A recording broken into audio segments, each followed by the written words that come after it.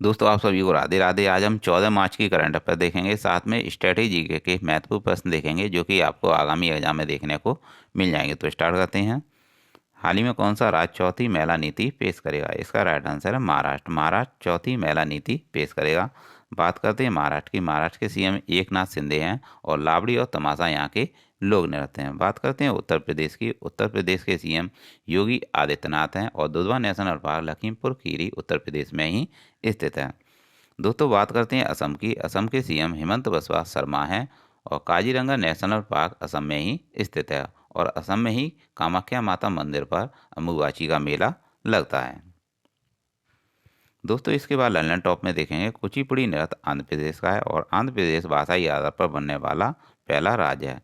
कथकली और मौनी अट्टम नृत्य केरल के हैं। कथक नृत्य उत्तर भारत का है यानी उत्तर प्रदेश का है और पंडित बिरजू महाराज इससे संबंधित हैं। रुक्मणी देवी भरतनाट्यम की कलाकार हैं और झावेरी मणिपुर की कलाकार हैं। मॉस और मार्केसिया उदाहरण हैं ब्रायोफाइट के। थैलोफाइट का उदाहरण लाइकेन है। हेलोफाइट का उदाहरण लवणता युक्त है। दोस्तों इसके बाद देखेंगे लंदन टॉप में। आईएनएस विक्रांत विमान वाहक पोत है जो कि 2 सितंबर 2022 को भारत को समर्पित किया गया था। कलिंग युद्ध सम्राट अशोक से संबंधित है और 13वां शिलालेख भी सम्राट अशोक से ही संबंधित है। 2000 रुपये के नोट के पीछे चित्र मंगलयान का अंकित है और उत्तराखंड का ब्रांड एम्बेसडर ऋषभ पंत और प्रसून जोशी को बनाया गया है। दोस्तों राष्ट्रपति द्वारा राष्ट्रीय आपातकाल के दौरान कौन सा अनुच्छेद निलंबित नहीं होता है? इसका राइट आंसर है अनुच्छेद 20 और 21 राष्ट्रीय आपातकाल के दौरान निलंबित नहीं होता है। दोस्तों 1526 में बाबर ने किस वंश के शासक को परास्त कर मुगल साम्राज्य की नींव डाली थी? इसका राइट आंसर लोधी है। इसका राइट आंसर लोधी वंश है। लोधी वंश के शासक को परास्त कर मुगल साम्राज्य की नींव डाली थी बाबर ने। दोस्तों पानीपत का प्रथम युद्ध 21 अप्रैल 1526 को हुआ था। कब हुआ था? 21 अप्रैल 1526 को हुआ था पानीपत का प्रथम युद्ध। बाबर के प्रसिद्ध तुगलमा नीति का प्रयोग पानीपत के प्रथम युद्ध में हुआ था और बाबर को कलंदर की उपाधि पानीपत के प्रथम युद्ध में दी गई थी। गुजरात विजय की यादगार में अकबर ने किसका निर्माण कराया था? बुलंद दरवाजा का निर्माण कराया था। पानीपत की दूसरी लड़ाई अकबर और हेमू के मध्य हुई थी। दीन लाई नामक धर्म अकबर ने चलाया था। दोस्तों हाल ही में किस देश के क्रिकेटर शान मार्श ने प्रथम श्रेणी के क्रिकेट से संन्यास की घोषणा की है? दोस्तों इसका राइट आंसर है ऑस्ट्रेलिया। ऑस्ट्रेलिया के क्रिकेटर शान मार्श ने प्रथम श्रेणी के क्रिकेट से संन्यास की घोषणा की है। इसके बाद लंदन टॉप में देखेंगे। संचार उपग्रह GSAT-24 का सफल प्रक्षेपण कोरू फ्रेंच गुयाना से किया गया। कंबोडिया की राजधानी नोम पे है। ब्रिक्स के 14वें शिखर सम्मेलन 2022 की अध्यक्षता चीन ने की थी। 2023 में साउथ अफ्रीका करेगा। भारत और चीन के मध्य मेघमौन रेखा है। पेंगोंग झील लद्दाख में स्थित है। रणजी ट्रॉफी 21-22 का खिताब मध्य प्रदेश ने जीत लिया है। दोस्तों बात करते हैं नीति आयोग की। नीति आयोग की स्थापना 1 जनवरी 2015 को हुई थी। इसके CEO BVR सुब्रमण्यम हैं जो कि परमेश्वर अय्यर के स्थान पर आए हैं। इसके हेड स्वयं प्रधानमंत्री होते हैं और उपाध्यक्ष सुमन बैरी हैं। दोस्तों इसके बाद देखेंगे। हाल ही में हिंदुस्तान यूनिलीवर लिमिटेड के MD और CEO को नियुक्त किए गए हैं। इसका राइट आंसर है रोहित जावा।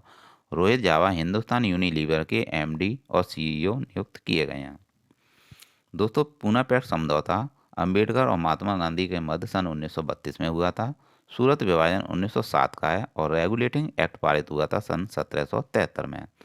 दोस्तों मिंटो मार्ले सुधार का उद्देश्य पृथक निर्वाचन प्रणाली करना था और मार्ले मिंटो सुधार बिल 1909 में पारित हुआ था। भारत की आज़ादी के समय इंग्लैंड में किस पार्टी की सरकार थी? लेबर पार्टी की सरकार थी। दोस्तों कैबिनेट मिशन ने संविधान सभा का गठन किया और भारत सरकार अधिनियम 1935 स्वशासन से संबंधित है। किससे संबंधित है? स्वशासन से संबंधित है। प्रसिद्ध मुस्लिम शासका चांद बीबी किस राज्य से संबंधित थी? अहमदनगर से संबंधित थी। मुगल प्रशासन व्यवस्था में मनसबदार प्रणाली अकबर से संबंधित है, अकबर के काल की है और अपने काल का महान संगीतज्ञ तानसेन किसके दरबार में था? अकबर के दरबार में था। मुगल काल की राजभाषा फारसी थी। सती प्रथा की वर्जना अकबर ने की थी और किस युद्ध से भारत में मुगल राज्य की नींव पड़ी थी? तो दोस्तों पानीपत के प्रथम युद्ध से भारत में मुगल राज्य की नींव पड़ी थी। मुगल चित्रकारी किसके शासनकाल में पराकाष्ठा प्राप्त की थी? तो दोस्तों आपको याद रखना है कि मुगल चित्रकारी किसके शासनकाल में पराकाष्ठा प्राप्त की थी? तो जहांगीर के शासनकाल में मुगल चित्रकारी ने पराकाष्ठा प्राप्त की थी। सुप्रसिद्ध तानसेन और बैजू बावरा अकबर के शासनकाल के थे। और तुलसीदास किसके शासनकाल में विख्यात थे? अकबर के शासनकाल में विख्यात थे। दोस्तों हाल ही में 19वीं बिम्स्टेक मंत्रिय स्तरीय बैठक की अध्यक्षता किसके द्वारा की गई है? तो दोस्तों इसका राइट आंसर है थाईलैंड के द्वारा 19वीं बिम्स्टेक मंत्रिय स्तरीय बैठक की अध्यक्षता थाईलैंड के द्वारा की गई है। तो दोस्तों आपको यहाँ पे याद रखनी है बिम्स्टेक की भी full form bay of Bengal initiative multi and sectoral and economic cooperation, ये बिम्स्टेक की फुल फॉर्म है जो कि आपको याद रखनी है। तो दोस्तों जो बिम्स्टेक की मंत्रिय स्तरीय बैठक हुई है वह थाईलैंड में हुई है। और दोस्तों थाईलैंड की कैपिटल बैंकॉक है। क्या है? बैंकॉक है। इसके बाद लंदन टॉप में देखेंगे अकबर की जीवन कथा अबुल फजल ने लिखी है। और किस मुगल शासक ने भारत की वनस्पतियों, प्राणी जगत, ऋतुओं और फलों का विशद विवरण अपनी दैनंदिनी में दिया है? बाबर ने अपनी दैनंदिनी में दिया है। शेरशाह की महानता का द्योतक प्रशासनिक सुधार से संबंधित है। हुमायूं नामा गुलबदन बेगम ने लिखा है।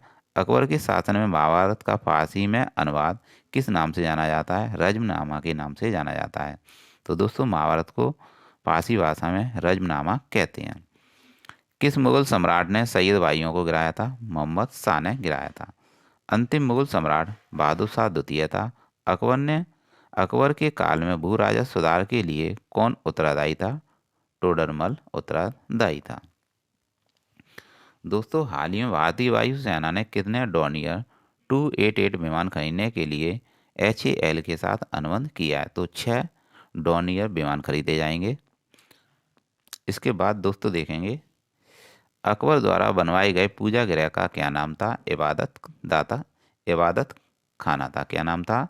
इबादत खाना था। तो दोस्तों बहुत ही इंपॉर्टेंट प्रश्न है, यह अक्सर एग्जाम में देखने को मिलता है।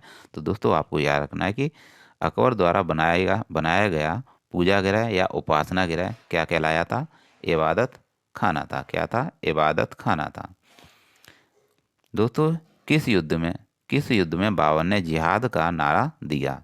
जिहाद का नारा तमगा नामक कर को समाप्त किया और युद्ध जीतने के उपरांत गाजी की उपाधि धारण की थी। तो इसका राइट आंसर है खानवा के युद्ध में। तो दोस्तों यहाँ पर पूछा गया था, आपको थोड़ा ध्यान देना है कि किस युद्ध में बाबर ने जिहाद का नारा दिया और तमगा जो नामक जो कर था उसको समाप्त किया था और युद्ध जीतने के बाद उसने गाजी की उपाधि धारण की थी। तो दोस्तों यहाँ पर इन सब का राइट आंसर है खानवा के युद्ध में।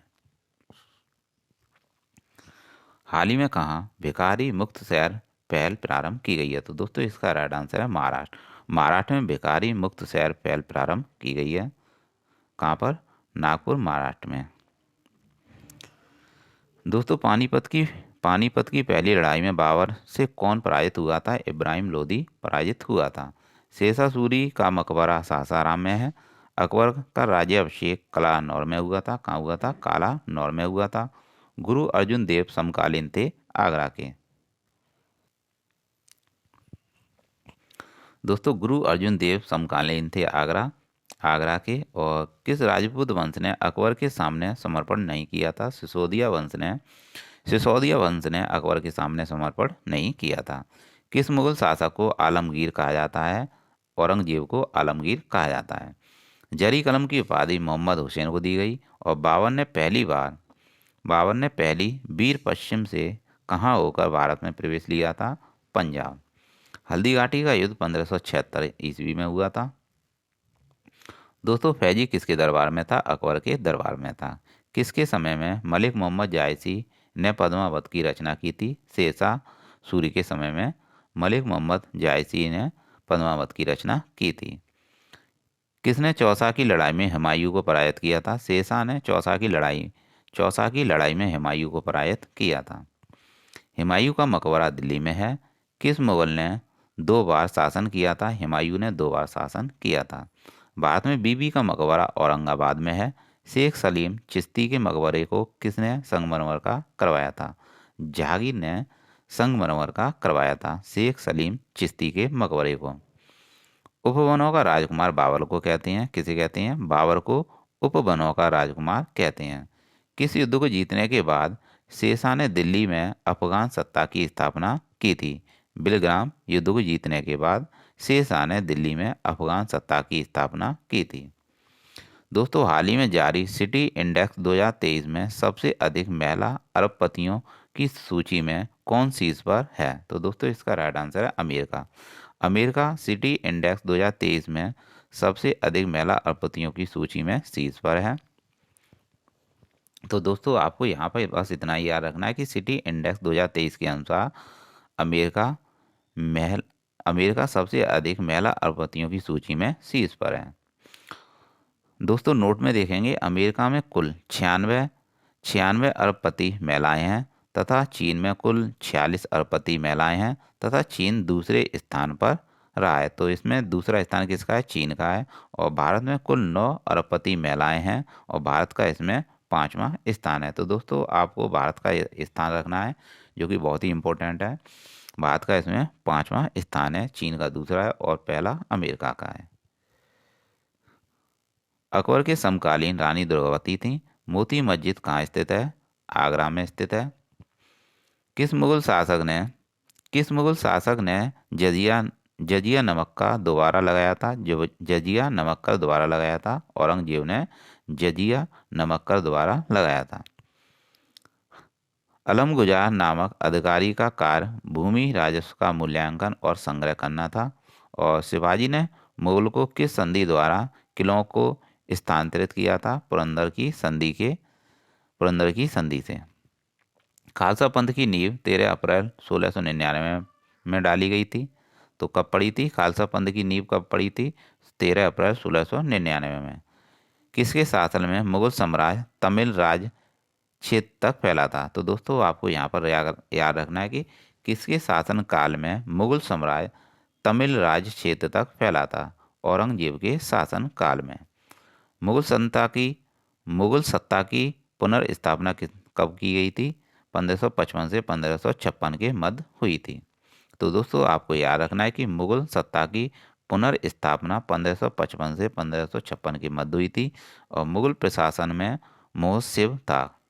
मुहूर्त था, लोक आचरण अधिकारी था। कौन था? लोक आचरण अधिकारी मुहूर्त को कहा जाता था मुगल प्रशासन काल में। हाल ही में किसके द्वारा लिखित पुस्तक मुंडक उपनिषद द गेटवे टू इंटरनिटी का विमोचन किया गया? तो दोस्तों, इसका राइट आंसर है डॉक्टर कर्ण सिंह। डॉक्टर कर्ण सिंह द्वारा लिखित पुस्तक मुंडक उपनिषद द गेटवे टू इंटरनिटी का विमोचन किया गया, जो कि पूर्व सांसद हैं। शेरशाह का बचपन का नाम फरीद खां था। शेरशाह ने अपने पिता हसन खां को जागीर के प्रबंधक के रूप में नियुक्त किया और वह जागीर थी सासाराम में। कहाँ थी? सासाराम में थी। दक्षिण बिहार के उस शासक का क्या नाम था जिसने फरीद को शेर खां की उपाधि दी थी? उसका नाम था बहार खां नुहानी, यानी लोहानी था। तो दोस्तों, आपको यहाँ याद रखना है, बहुत ही इंपॉर्टेंट प्रश्न है। दक्षिण बिहार के उस शासक का क्या नाम था जिसने फरीद खां को शेर खां की उपाधि दी थी? बहार खां नुहानी, जिसे लोहानी भी कहते हैं। दक्षिण बिहार का वास्तविक शासक बनकर शेर खां ने उपाधि धारण की थी हजरत ए आला की। हाल ही में किसने अहमदाबाद में आवासीय रूप से विकास परियोजनाओं का उद्घाटन किया है? दोस्तों, इसका राइट आंसर है अमित शाह। अमित शाह ने अहमदाबाद में आवासीय रूप से विकास परियोजनाओं का उद्घाटन किया। किसने अकबर को इस्लाम का शत्रु कहा है? बदायूनी ने अकबर को इस्लाम का शत्रु कहा है। अकबर ने किसे कबीराई की उपाधि दी थी? बीरबल को अकबर ने कबीराई की उपाधि दी थी। दोस्तों, जहांगीर के निर्देश पर अबुल फजल की हत्या कर दी गई थी वीर सिंह बुंदेला ने। किसने की थी? वीर सिंह बुंदेला ने जहांगीर के निर्देश पर अबुल फजल की हत्या कर दी। दहसाला बंदोबस्त किससे संबंधित है? दोस्तों, इसका राइट आंसर है टोडरमल से संबंधित है। अकबर ने किसे कंठावरवासी दोस्तों अकबर ने किसे कंठाभरण विलास की उपाधि दी थी? इसका राइट आंसर है तानसेन को कंठाभरण विलास की उपाधि दी थी अकबर ने। मुगल वंश के संदर्भ में पिता के रहते बादशाह पद प्राप्त करने का प्रथम प्रयास करने वाला मुगल शहजादा कौन था? जहांगीर था। शासन शासक बनने के बाद 12 अध्यादेश जारी करने वाला मुगल बादशाह कौन था? जहांगीर था। दोस्तों खुसरो का विद्रोह 1606 से 1607 के मध्य हुआ था। हाल ही में भारतीय रेलवे ने किस राज्य से भारतीय गौरव ट्रेन शुरू की? तो दोस्तों इसका राइट आंसर है महाराष्ट्र। तो दोस्तों यहाँ पर पूछा गया था कि भारतीय गौरव ट्रेन कहाँ से शुरू हुई है या महाराष्ट्र से शुरू हुई है? कहाँ से? मुंबई महाराष्ट्र से शुरू हुई है।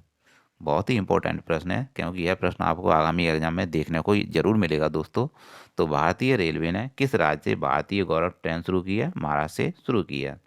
मुंबई महाराष्ट्र से शुरू की है। भारतीय संविधान को अपनाया गया था संविधान सभा द्वारा, और संविधान निर्माती सभा में झंडा समिति के अध्यक्ष कौन थे? जेबी कृपलानी थे। संविधान सभा द्वारा राष्ट्रीय झंडे के डिजाइन को 22 जुलाई 1947 को तैयार किया गया था, और संविधान को अंतिम रूप से पारित किया गया था 26 नवंबर 1949 को। संविधान सभा द्वारा अंतिम रूप से पारित संविधान में अनुच्छेद और अनुसूचियाँ कितनी थीं? 395 अनुच्छेद थे और 8 अनुसूचियाँ थीं। दोस्तों संविधान निर्माण में कितना समय लगा था? 2 वर्ष 11 माह 18 दिन लगे थे। संविधान संविधान सभा ने भारत के संविधान को स्वीकृत किया था 26 नवंबर 1949 को। तो दोस्तों आपको यहाँ पर ध्यान देना है कि संविधान को स्वीकृत किया गया था 26 नवंबर 1949 को, और लागू किया गया था 26 जनवरी 1950 को। हाल ही में भारत और कौन सा देश आर्थिक रक्षा संबंधों को मजबूत करने पर सहमत हुए हैं? तो दोस्तों इसका राइट आंसर है ऑस्ट्रेलिया। भारत और ऑस्ट्रेलिया आर्थिक रक्षा संबंधों को मजबूत करने पर सहमत हुए हैं। भारतीय संविधान की आत्मा प्रस्तावना को कहा जाता है। समाजवाद का अर्थ सामाजिक न्याय से है। भारत एक धर्मनिरपेक्ष राष्ट्र है। संविधान की प्रस्तावना में प्रथम संशोधन 1976 में हुआ है। तो दोस्तों आपको याद रखना है कि प्रस्तावना में केवल एक बार ही संशोधन हुआ है, और वो भी 1976 में हुआ है। भारतीय संविधान किसके द्वारा स्वीकृत है? भारत की जनता द्वारा स्वीकृत है। मालाबार नौसेना अभ्यास 2020 भारत, ऑस्ट्रेलिया, जापान और अमेरिका के मध्य है। यह क्वाड देशों का समूह है। यह क्वाड देशों का समूह है। क्वाड की बैठक 2022 में टोक्यो जापान में हुई थी। धमगाजियन अभ्यास भारत और जापान के मध्य है। वज्र प्रहार अभ्यास भारत और अमेरिका के मध्य है। दोस्तों हाल ही में किस राज्य की कैबिनेट ने नई खेल नीति 2023 की मंजूरी दी है? तो दोस्तों इसका राइट आंसर है उत्तर प्रदेश। उत्तर प्रदेश ने नई खेल नीति 2023 को मंजूरी दी है। दोस्तों जीएसटी के बारे में देखेंगे। जीएसटी की full form goods and service tax है। 1 जुलाई 2017 को जीएसटी लागू हुआ था। जीएसटी 101वां संविधान संशोधन है। जीएसटी अप्रत्यक्ष कर है। जीएसटी संपत्ति सूची का कर है। जीएसटी को विजय केलकर समिति की सिफारिश पर लागू किया गया था। दोस्तों पत्तियों का हरा रंग क्लोरोफिल के कारण होता है, यानी पड़हरित के कारण होता है। क्लोरोफिल में मैग्नीशियम धातु पाई जाती है। पौधों में भोजन का निर्माण प्रकाश संश्लेषण द्वारा होता है, और इस क्रिया में पौधे कार्बन डाइऑक्साइड ग्रहण करते हैं और ऑक्सीजन का उत्सर्जन करते हैं। पौधे श्वसन में ऑक्सीजन लेते हैं। जाइलम का कार्य जल और खनिज लवण को जड़ से ऊर्ध्वाधर तक ले जाना है। दोस्तों हाल ही में golden city gate tourism award समारोह किस देश में आयोजित किया गया है? तो दोस्तों इसका राइट आंसर है जर्मनी। जर्मनी में हाल ही में golden city gate tourism award समारोह आयोजित किया गया। दोस्तों भारत के 8 क्लासिकल डांस हैं। भरतनाट्यम तमिलनाडु का है। कुचिपुड़ी आंध्र प्रदेश का है। कथक नॉर्थ इंडिया यानी उत्तर प्रदेश का है। मोहिनीअट्टम और कथकली केरल के हैं। सत्रिया असम का है। मणिपुरी नृत्य मणिपुर का ही है, और ओडिसी उड़ीसा का है। दोस्तों हाल ही में ईरान और कौन सा देश एक दूसरे के देश में दूतावास खोलने पर सहमत हुए हैं? तो दोस्तों इसका राइट आंसर है सऊदी अरब। ईरान और सऊदी अरब एक दूसरे के देश में दूतावास खोलने पर सहमत हुए हैं। सबसे लो अयस्क मैग्नेटाइट है। भारत में सबसे लो अयस्क हेमेटाइट है। तो दोस्तों आपको याद रखना है कि सर्वश्रेष्ठ विश्व में मैग्नेटाइट है।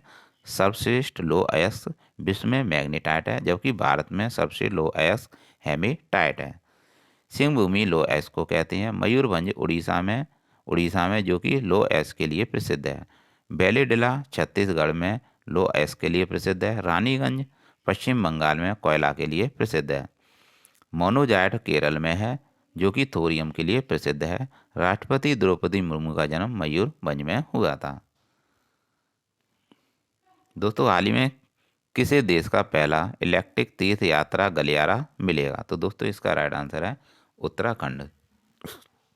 उत्तराखंड को पहला इलेक्ट्रिक तीर्थ यात्रा गलियारा मिलेगा, जो कि राइट आंसर है। संविधान सभा का स्थायी अध्यक्ष कौन था? दोस्तों इसका राइट आंसर है राजेंद्र प्रसाद। राजेंद्र प्रसाद संविधान सभा के स्थायी अध्यक्ष थे। संविधान सभा का संवैधानिक सलाहकार BN राव थे और संविधान सभा की प्रारूप समिति की नियुक्ति 29 अगस्त 1947 को की गई थी। संविधान सभा की प्रारूप समिति के अध्यक्ष डॉक्टर भीमराव अंबेडकर थे और संविधान सभा की प्रारूप समिति की सदस्य संख्या कितनी थी? 7 थी।